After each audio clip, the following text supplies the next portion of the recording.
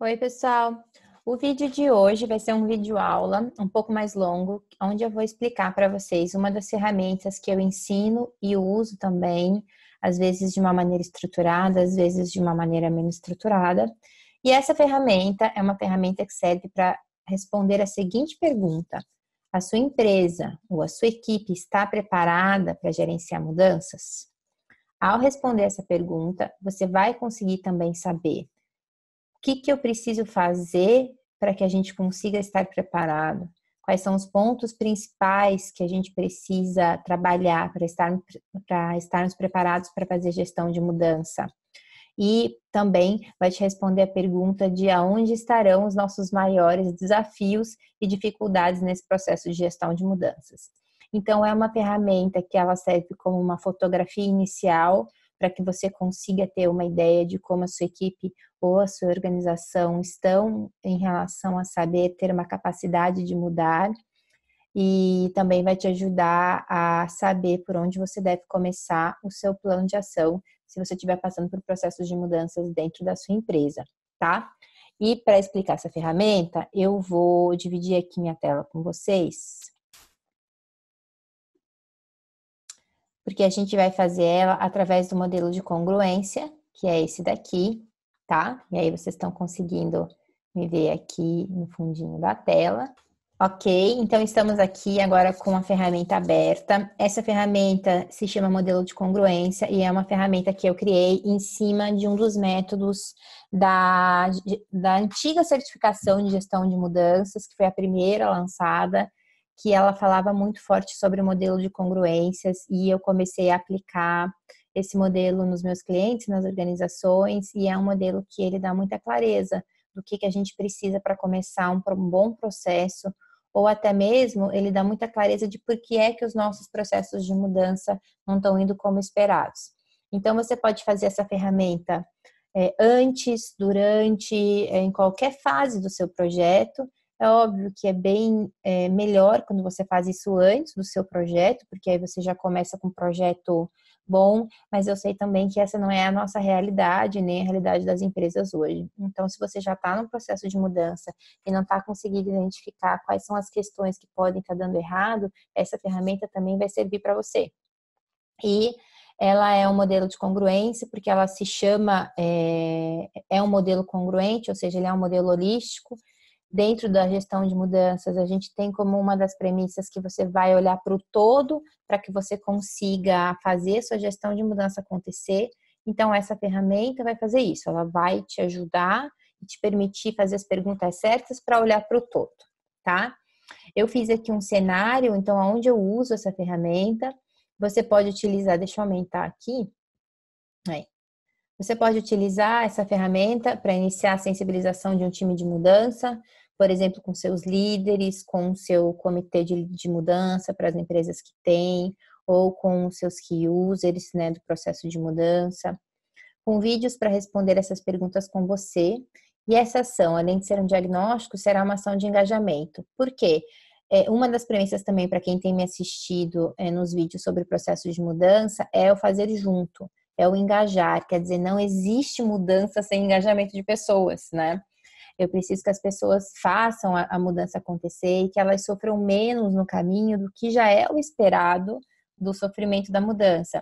Então, quando você pega uma ferramenta dessa e não faz sozinho, quando você constrói junto com as pessoas essa ferramenta, a sua probabilidade de que essas pessoas se engajem é muito mais alta do que se você fizer isso sozinho ou só com os responsáveis da implementação, né?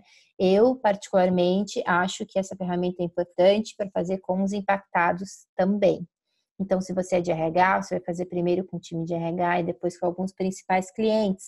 Se você é um líder, você vai fazer com o seu time todo que vai passar pela mudança, e assim vai, tá? É uma maneira de entender o que eles pensam e também de dizer indiretamente: vocês são importantes para nós.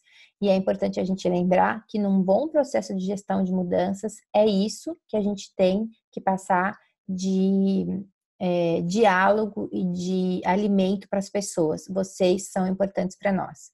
Por quê? Porque se a gente não faz isso, a gente só piora os estados emocionais de insegurança e ansiedade que as pessoas têm em qualquer mudança que acontece. Então, eu preciso me sentir importante, e isso não quer dizer puxar saco, isso não quer dizer falar mentiras, isso quer dizer respeitar a minha opinião sobre os processos pelos quais eu também serei impactado, traduzindo na prática, fazer junto, tá? Uma outra dica é utilizar a ferramenta para desenvolver um pensamento sistêmico na liderança. Por quê? Quando a gente usa essa ferramenta num workshop com uma liderança, a gente acaba conseguindo indiretamente ajudá-los a entender que a mudança tem uma complexidade muito maior do que simplesmente o que está sendo mudado. Que ela vai impactar em comportamento, que ela vai impactar em cultura, que ela vai impactar em outras questões que não são só as questões de gestão de mudanças, tá? Então, assim, a fase da mudança que você vai fazer como eu falei para vocês, ou antes ou durante, né, frente às dificuldades de cenário. Para que você utiliza? Para aprofundar a reflexão sobre a mudança que está sendo pensada e para fazer um plano de gestão de mudanças, para fortalecer um alinhamento do grupo, quando um grupo é um grupo de agentes de mudança, para compreender os impactos das pessoas e das tarefas e para saber por onde começar. Sabe as reuniões de alinhamento que eu tanto falo para os processos de mudança, para kickoff de projeto? Eu não faria reuniões de alinhamento, mas eu faria essa ferramenta ao invés de uma reunião de alinhamento, porque ela é uma melhor maneira de alinhar o seu projeto ou as suas ações. E é uma maneira de você, além de alinhar o prático, você entende o que está acontecendo com as pessoas e o que pode vir a ser um problema para você. A descrição da ferramenta, então, como eu falei para vocês, o modelo de congruência é uma das ferramentas mais utilizadas para mudanças pequenas, médias e grandes, para entender o impacto da mudança, né? E ela serve como ponto de partida e com quem usar em grupo, com agentes condutores de mudança ou liderança. Temos aqui uma base teórica, ela foi desenvolvida por um casal chamado Cameron e Esther, chamado Mike Green, eu sempre troco eles, e Esther Cameron, que eles foram os primeiros autores da certificação de gestão de mudanças do APMG, que é um instituto que faz a gestão de mudanças na Europa e que ela é reconhecida internacionalmente. E eles são consultores de empresas e eles, por muito tempo, conseguiram entender nos estudos e nas aplicações deles que as mudanças, a gestão de mudanças que eles mais conseguiam ter resultados era onde eles faziam projetos de uma maneira mais congruente. E a ideia da congruência tem a ver com aquela ideia do lago, de que se eu jogo uma pedra do lago, ele vai ter uma congruência com todo o lago. Quer dizer, se eu jogo uma pedra aqui, ela vai impactar o todo. Quer dizer, uma pequena mudança impacta todo o cenário. Então, é daí que vem esse modelo. É da gente conseguir entender que pequenas mudanças impactam todo um cenário, né? Elas não são pontuais. Elas nunca são pontuais. Elas sempre têm um impacto maior do que a gente pensa. E aí a gente, enfim, começa a entender um pouco também de como que a gente precisa pensar a mudança, se eu preciso que a mudança dê certo. E tem muita gente que me diz assim, ai, Franciele, mas eu preciso olhar para tudo isso, eu preciso fazer tudo. Precisa porque senão você vai ter piores problemas dos quais você já está tendo. E por que eu falo dos quais você já está tendo? Porque além da gente ter um mundo em constante mudanças, a gente tem o Brasil com um cenário de mudança econômica, política, financeira muito conturbado. Então, quer dizer, as pessoas simplesmente na vida delas, elas já têm muitas mudanças acontecendo que impactam diretamente o humor, o futuro, as finanças dessas pessoas. E aí, quando eu chego numa organização que é o que eu tenho de referência, né? Isso eu sei fazer, e as mudanças começam a acontecer, eu me desestabilizo por todas as mudanças que estão acontecendo, emocionalmente e cognitivamente. E automaticamente a minha performance cai. Então não dá para a gente achar que uma pequena mudança não impacta nas pessoas, porque impacta. Eu já vi gente precisar começar a desenvolver síndrome do pânico, por exemplo, porque teve uma mudança interna de cadeira, de lugares na empresa. É uma coisa que a gente não liga, mas que tem muita gente que não gosta e que aquilo é uma segurança.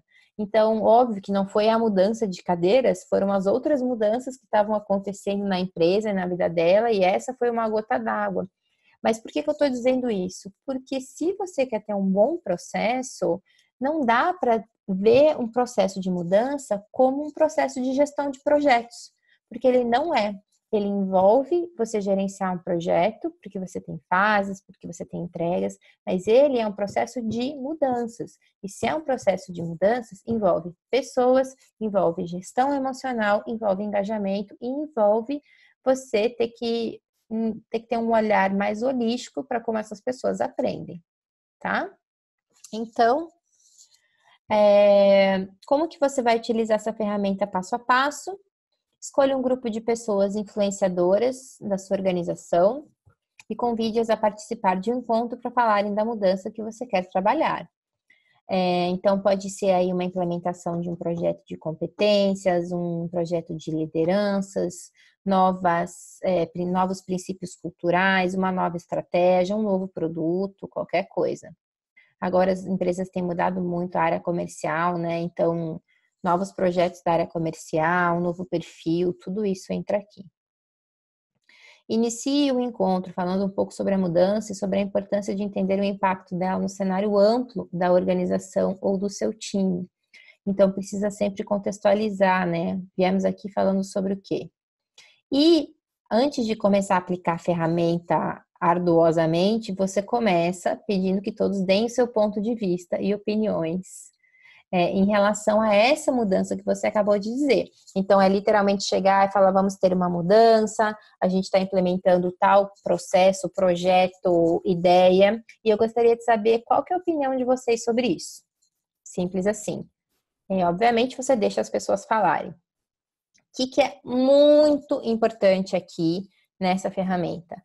Ao deixar as pessoas falarem, você escuta. Você não faz caras e bocas, você não reclama, você não justifica, você escuta.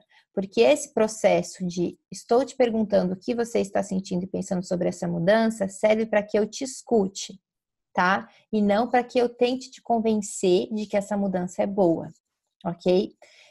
Se alguma das pessoas falar alguma coisa equivocada, não, essa mudança vai acabar com tudo, aí você deve perguntar, mas por que que você acha isso? Qual que é a tua ideia sobre isso?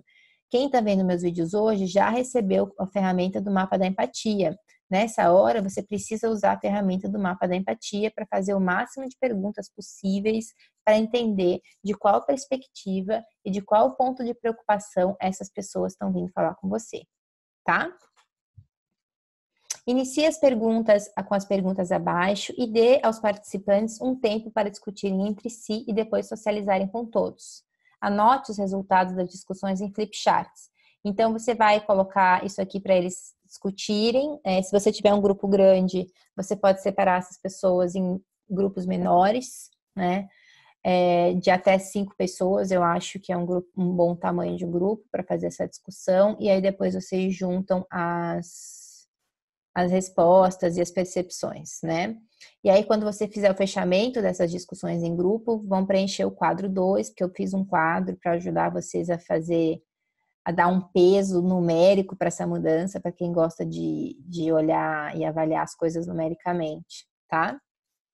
Então, vamos lá. Ponto de atenção, já falei para vocês, ao aplicar a ferramenta, procure conter o seu julgamento referente ao que os participantes trazem. Se o seu objetivo é entender a mudança, o seu julgamento precisa ficar do lado de fora da sala. E essa regra vale para todas as ações que envolvem mudança. Sabe por quê? Vou repetir, não existe mudança sem julgamento. Opa! Não existe mudança com julgamento, né? E também não existe sempre que a gente julga porque está em estado emocional. Mas se você quer que outra pessoa mude e se você julgá-la pelo que ela está sentindo, ela não vai mudar, tá bom? Por quê? Tem vários vídeos meus que eu já fiz explicando isso, tá? Mas basicamente é porque a gente não consegue, a mudança já nos traz um estado emocional alterado, a gente está em estado de aprendizagem, a maioria de nós tem um histórico de aprendizagem por punição, ou seja, a gente sempre acha e parte do princípio que eu tenho que fazer certo, então a minha ansiedade, a minha raiva, a minha angústia aumentam nesse processo de mudança, e quando eu tenho um julgamento interno das pessoas, me julgando pelo que eu penso, pelo que eu sinto, eu não consigo sair desse estágio emocional, e aí eu não consigo perpetuar nada. E aí, que perguntas que você vai fazer? Então, são essas perguntas aqui. Por que nós estamos mudando? Então, literalmente perguntar para as pessoas, vocês sabem por quê? Qual é o motivo dessa mudança? E deixar com que cada um diga o que pensa. O que se quer mudar efetivamente, né? Qual que é a nossa mudança física, né? Ou cultural, né? O que a gente vai mudar? É o processo? É a sala? É a empresa? É a cultura? O que vamos mudar? Qual é o senso de urgência e importância dessa mudança? Essa pergunta é bem importante porque assim, ó, você pode mudar ela, inclusive, se você quiser, para a pergunta de se não mudarmos, o que vai acontecer? Isso vai te dar um senso de urgência. Qual é o risco de não mudarmos, né? Então, por exemplo, se eu sou uma área, né? Vamos pegar um exemplo aqui, eu sou uma área que cada uma das pessoas faz as coisas individualmente, todo mundo trabalha por si, todo mundo tem responsabilidade por si, e a gente tem uma nova demanda de um novo produto que a gente vai precisar trabalhar em conjunto e não vai mais poder não repartir responsabilidades com os colegas. Vamos supor que esse é o meu cenário. E aí, quando eu faço essa pergunta, o que isso vai querer? Qual que é a mudança? A gente vai precisar começar a trabalhar compartilhado. E efetivamente quer dizer o quê? Efetivamente quer dizer, eu vou chegar aqui e eu vou construir as minhas soluções junto com o meu amigo e não sozinho, e depois mandar para ele. Qual que é o senso de urgência e importância? Quer dizer, qual é o risco de eu não fazer isso? O risco é que eu não vou conseguir fazer um produto bom, porque esse produto precisa de todas as expertises e nós teremos retrabalho, ou podemos até perder esse produto. Então, é esse tipo de resposta, tá? Que você está esperando aqui, tá? Então, aqui eu até vou colocar para vocês. Qual é o risco? Qual é o risco disso não existir, não acontecer? Tá? Quem são os agentes que conduzem a mudança e os stakeholders? E aqui você coloca todos os grupos, se forem muitos, de stakeholders e todos os agentes de mudança. Por que você não está dizendo grupos de mudança? Porque se você tiver muitos grupos que conduzem a mudança, tem alguma coisa errada, tá? Você tem que ter aí, sei lá, uns 40 agentes de mudança, talvez, para que você consiga gerenciar, né? Assim, formais, né? Formais. Quem são os meus grupos de stakeholders? Todos os impactados na mudança, tá? Então, você vai ter as lideranças em níveis, né? Áreas específicas, que são mais impactadas ou menos.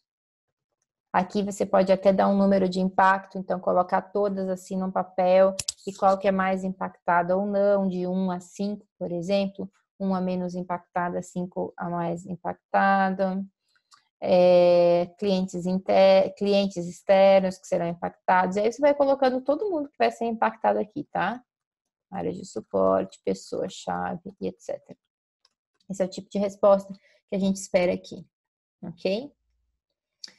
E aí depois você responde qual que será o papel desses teus stakeholders para que essa mudança dê certo. E aqui é onde a gente começa a fazer o seguinte. Eu vou pegar grupo por grupo. Então, eu vou pegar aqui o meu grupo de liderança, diretoria. Vamos supor, né? Que a maioria diretoria.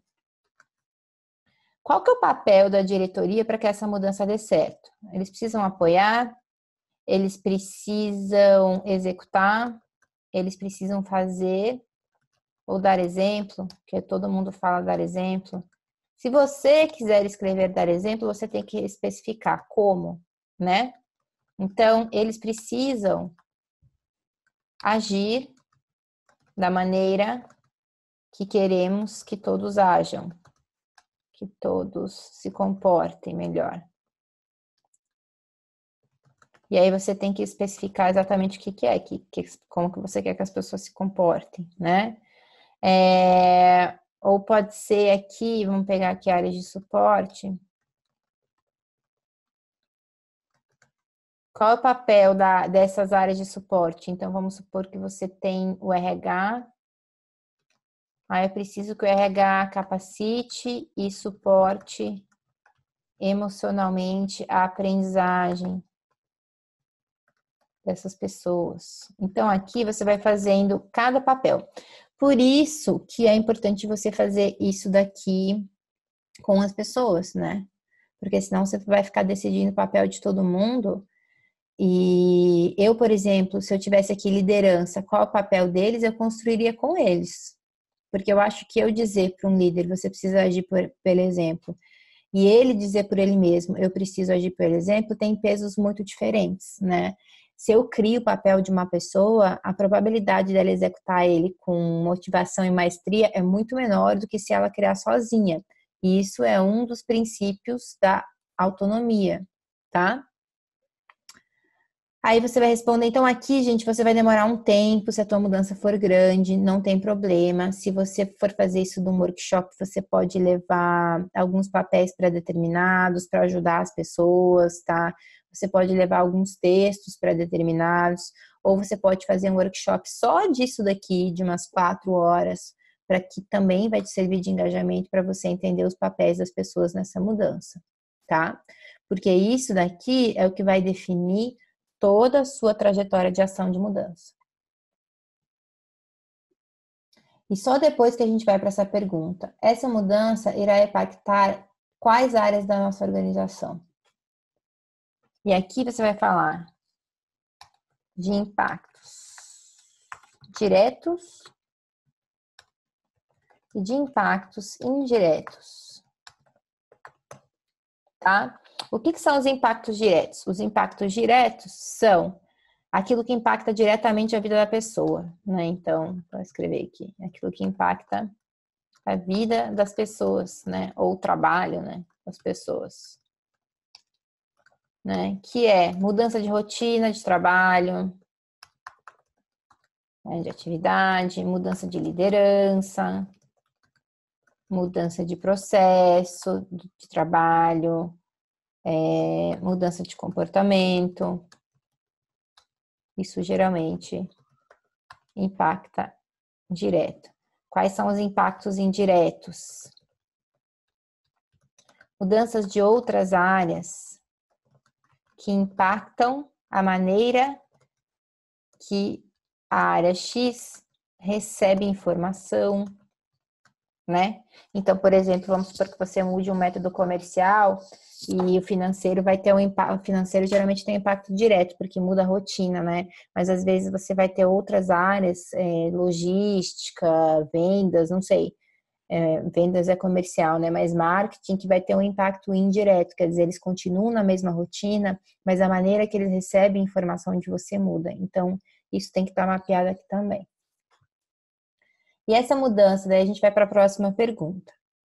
Essa mudança irá impactar na motivação e senso de engajamento das pessoas? E aqui a gente costuma dizer, acho que não.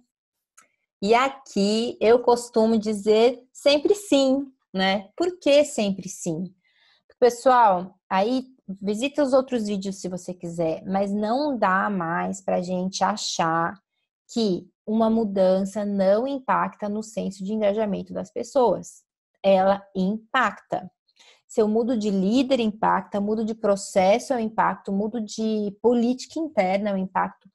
Todas as mudanças dentro de uma organização vão, de uma forma ou de outra, impactar no engajamento dessas pessoas, né? O que você pode fazer aqui é definir o nível de impacto para te ajudar a não ficar tão desesperado. Então, assim, vou até mudar essa pergunta, eu acho. Qual é o nível? Porque eu já estou partindo do princípio que sim, né? Qual é o nível de impacto no engajamento das pessoas? De 1 a 5, né? Então, a gente pode colocar baixo, tem, mas é baixo. De 1 a 3 eu vou colocar, porque eu não vou ter que... Médio e alto, né? E por quê? Quero saber por quê. Você tem que ter muito claro a sua mudança para você, tá? Você pode colocar até um muito alto aqui, né? Fazer aí um 4. para quem vai ser impactado de uma maneira muito alta. Por que que é importante você fazer isso? É daqui que sai o seu plano de engajamento e comunicação. E é aqui que as empresas mais costumam errar, porque elas esquecem das pessoas que têm um impacto baixo e um impacto médio. Primeiro, porque não mapearam, segundo, porque não acharam importante. Essas pessoas não são avisadas, não são comunicadas, não são cuidadas. E essas pessoas geralmente começam a ter uma sensação de menos-valia na organização. E isso geralmente faz com que o projeto seja boicotado ou que ele demore mais do que deveria, tá? Então, aquela coisa assim, nossa, não tô sabendo. Por que que você tá sabendo e eu não tô sabendo? Isso é falta de alinhar o nível de impacto, de engajamento das pessoas, tá?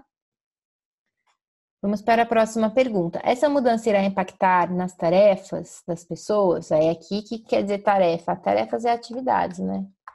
Aí aqui é fácil de você responder. Agora, importantíssimo, responda essa pergunta com as pessoas que fazem as tarefas. Óbvio, né? E se as pessoas estiverem resistentes, as pessoas que fazem as tarefas, uma maneira de já ajudá-las a sair da resistência é colocar o nível de impacto nas tarefas delas.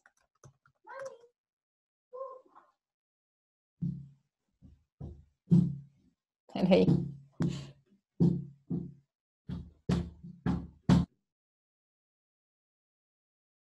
Então, aqui você vai escrever, você vai perguntar para as pessoas e para que elas coloquem o nível de impacto das tarefas delas. E aí você também pode colocar a mesma avaliação que a gente colocou ali, né? Entre baixo, médio e alto.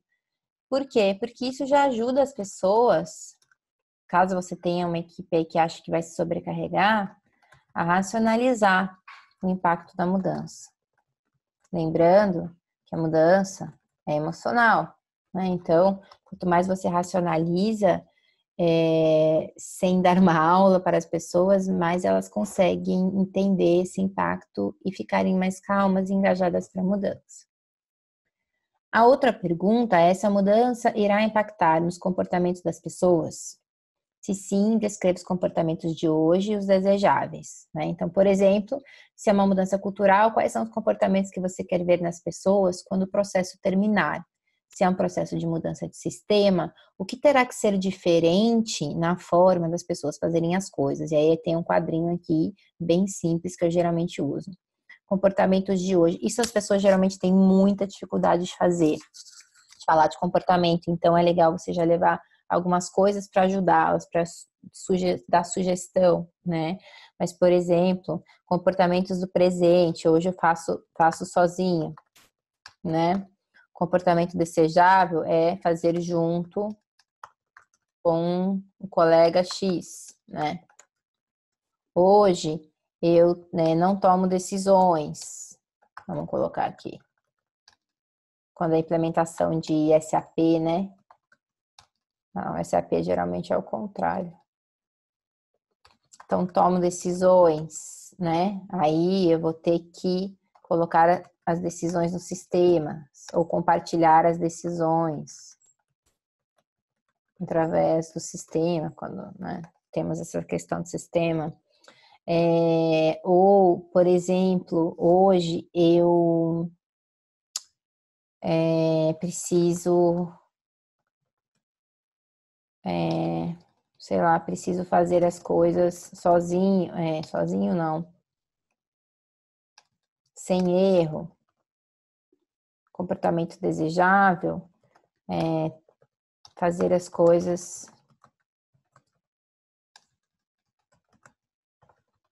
com inovação e podendo errar. Isso aqui é meio extremo, eu sei que ninguém vai colocar isso no comportamento desejável, tá? Mas deveria, mas enfim, só para vocês entenderem um pouco, o comportamento é literalmente a ação, que fica mais fácil, né?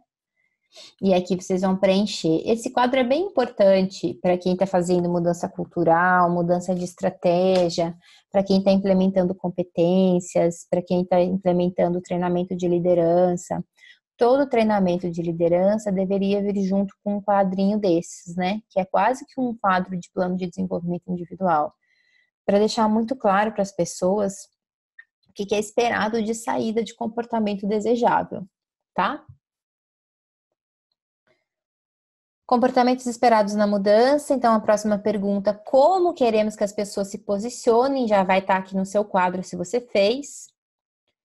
E aí, nossos gestores e staff, né, e colaboradores estão preparados para lidar com essa mudança cultural? Quer dizer, os nossos gestores e colaboradores sabem de tudo isso, conseguem fazer essa transição, né?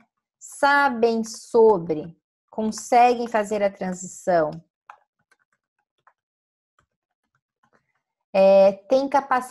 tem capacidade de mudar, sabem gerenciar as emoções, porque isso tem a ver com gestão de mudança. Essas são as perguntas que vocês têm que responder. Geralmente a resposta é não, mais ou menos, tá? Qual é o nosso investimento hoje para esse projeto de mudança? Quer dizer, quanto que vocês têm hoje para investir? E por que essa pergunta está aqui? Porque os projetos de mudança geralmente têm investimento só para o projeto físico e não tem para o desenvolvimento das pessoas através do processo. E eu te diria que se você não tiver dinheiro para investir nas pessoas através do processo, capacitar, dar treinamento de gestão de mudanças, ou dar treinamento de gestão de conflitos, ou o próprio treinamento técnico, o que vai acontecer? Você vai ter que gastar mais dinheiro depois para que o seu processo seja aplicado, porque as pessoas não vão fazer, tá? Então, essa pergunta, o objetivo dela é porque você precisa ter dinheiro ou tempo, porque tempo também é um investimento, para investir nas pessoas. Eu explico sobre isso no curso que a gente tem, tá? O quanto de tempo que eu preciso investir, o quanto em relação à mudança e ao processo, tá?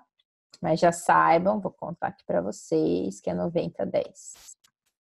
É 90% do meu tempo em pessoas. Eu sei, não vamos falar disso agora, mas só para vocês saberem qual que é esse número. Qual então seria o risco financeiro se esse projeto falhasse? Então, se esse projeto não der certo, quanto perderemos em dinheiro? As pessoas geralmente não conseguem responder essa pergunta, porque é uma pergunta muito tática, muito financeira, mas no mínimo é tudo que investimos, né? Então isso é uma questão importante. Quanto poderíamos investir em um projeto para que possa ajudar na efetividade desse projeto de mudanças dentro da organização? Então, aqui você já começa a pensar quanto que vocês podem investir de tempo, e dinheiro para investir nas ações de mudança. Sabe por quê, gente? Se chega uma pessoa para mim e fala assim, sério, eu não tenho tempo para fazer as ações com pessoas, eu falo, então não faça a mudança, porque não vai adiantar nada. Ou se você vai matar as pessoas no meio do caminho e você vai ter pessoas doentes no final do caminho, ou com medo, ou escondendo informação de você. Infelizmente, essa é uma realidade que a gente tem dados para mostrar. E nem precisa de tanto, porque as pessoas que estão na organização há muito tempo e têm uma percepção mais aguçada já conseguem perceber, né? Que esse é um resultado. E aí, por último, essa pergunta: como estão as pessoas? Elas estão preparadas para essa mudança? O RH está preparado? O que eu quero dizer de estar preparado? Vamos lá. Ser capacitado em gestão de mudanças. Quer dizer, nós sabemos o que é a gestão de mudança. Quais são os estados emocionais da mudança? Emocionais da mudança. Nós sabemos isso. Quais são os estados que eu fico no processo de mudança? Sabemos como sair desses estados?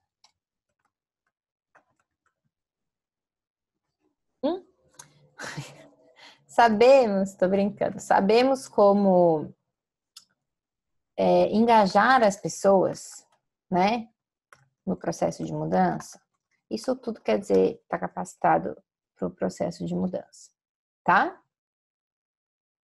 Essa lista até é um pouco maior, mas essas perguntas eu acho que já são suficientes. E aí, o que eu fiz aqui? Então, respondi essas perguntas com o grupo, e tem um quadro que são as mesmas perguntas, que você, na verdade, vai trazer para cá as suas respostas. Então, vocês vejam entradas, né? Quer dizer, tudo que a gente tem para dar, o que precisa ser mudado, que frente de atuação que a gente precisa para isso e quem que vai participar, quais são os stakeholders, né? Quais são as estratégias que a gente vai usar, quem que vai participar, quais são os recursos que você vai ter, quem que vai participar. Isso aqui já é um plano, né? Em relação ao trabalho, quais as atividades que serão afetadas e quem que vai ser afetado. O local será afetado, veja que as perguntas são quase que as mesmas, mas de uma maneira mais estruturada, tá? Então, você pode responder ou uma ou outra. Eu gosto desse quadro aqui. O que eu geralmente faço? Eu faço as perguntas abertas daquelas que a gente fez agora em cima, e depois eu aprofundo com esse quadro, porque tem perguntas nesse quadro mais objetivas. Por exemplo, a autonomia vai mudar o nível de decisão, quais políticas vão mudar. Eu acho que essas perguntas são legais. Mas se você quiser, você pode só pegar essas perguntas e usar nas perguntas abertas lá em cima, tá? E aí temos o quadro aqui, as pessoas terão que ter novos hábitos ou comportamentos, elas serão demitidas, as pessoas estão resistentes, as pessoas já passaram por mudanças como essa, como foi, né? As decisões do grupo serão afetadas, então eu gosto desse quadro. Deixa eu mostrar aqui para vocês exatamente, para vocês terem essas perguntas. O que precisa ser mudado, quais são as estratégias, quais são os recursos, quais as atividades. Eu acho que a gente vai conseguir passar essa ferramenta para vocês. Para quem se cadastrar, não tenho certeza, e aí você consegue ver isso daqui, tá? Das frentes da atuação, qual você acredita será mais crítica para o seu projeto? Escolha de uma a 3 frentes. Então, depois que você veio aqui e falou desse quadro, quais dessas frentes você acha que você vai ter que é mais urgente? Você escolhe uma. Quem são as pessoas envolvidas nessas frentes? Então, aqui você já está afunilando o teu projeto de gestão de mudanças. Então, você primeiro teve uma visão do todo, teve uma visão do impacto, teve uma visão do custo, teve uma visão de capacitação, e aí você vai escolher. Dessas frentes que eu tenho que começar, qual é a mais importante e quem são as pessoas envolvidas nela? Tá? Esse vai ser a sua primeira ação.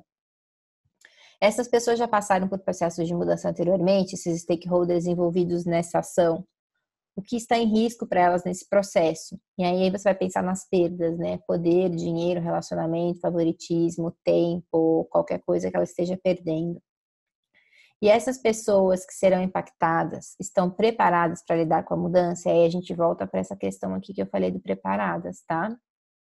Essas mesmas perguntas.